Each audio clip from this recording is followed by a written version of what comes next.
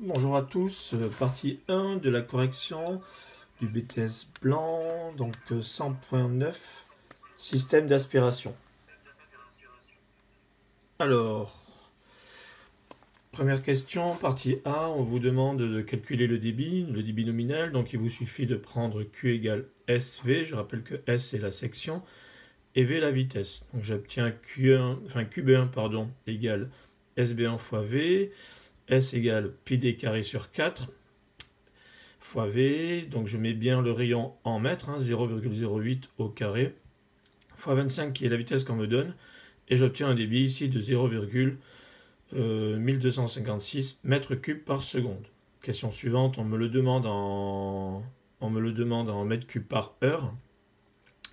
Je vous rappelle qu'une heure égale 3600 secondes, donc je fais 0,1256 fois 3600 égale 452 mètres cubes par heure.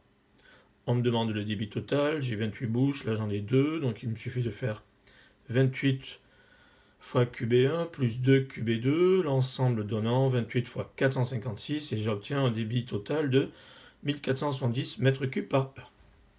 Question 2.1, relation pression statique, donc c'est Bernoulli en fait, j'ai recopié la formule qu'on vous donne là dans le sujet. Je fais attention à ce niveau-là. J'ai la même vitesse en A et en B, donc la différence est nulle. VA moins VB, ça fera 0. J'ai la même hauteur ici, c'est relativement horizontal. Donc j'ai la variation de vitesse ici qui est égale à 0. Il me reste quoi? PA moins PB égale 0, donc j'ai PA égale PB. Ensuite, on me demande de la lecture au niveau de la bac. J'ai comme donné un diamètre de 800 mm et une vitesse de 29 mètres par seconde.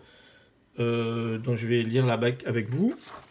Ça va être un peu délicat, mais on va quand même s'y retrouver. Donc ici, vous avez le diamètre en millimètres. Donc j'ai cherché ici le diamètre en millimètres. Nous, on a 800 mm. J'obtiens ici 800 mm. Donc je suis sur cette droite-là.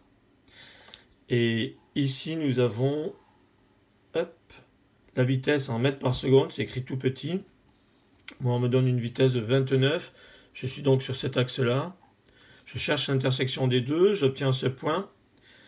Et verticalement, ici, si je me déplace, j'obtiens, en regardant bien, 8,5 pascal par mètre. C'est l'unité qui est donnée là. Donc en fait, je perds 8 pascal tous les mètres par rapport à la tuyauterie. Donc j'ai repris mon exercice. Donc je l'ai marqué ici, j'ai obtenu 8,5. Donc ma perte de charge totale, comme j'ai 125 mètres, je les multiplie par ma perte par mètre, j'ai des pascals par mètre, j'obtiens ici 1062 pascals, ce qui correspond à peu près aux 1060 qu'il y a dans le sujet. Question A2-3, la variation de pression est égale à mes pertes de charge. Je bascule le PB de l'autre côté, le delta de ce côté-là. J'obtiens donc PB égale PA moins delta perte de charge. Et j'obtiens PB égale 93 000 pascal, ce qui est énorme. Je perds quasiment un bar. Donc voilà pour cette première partie.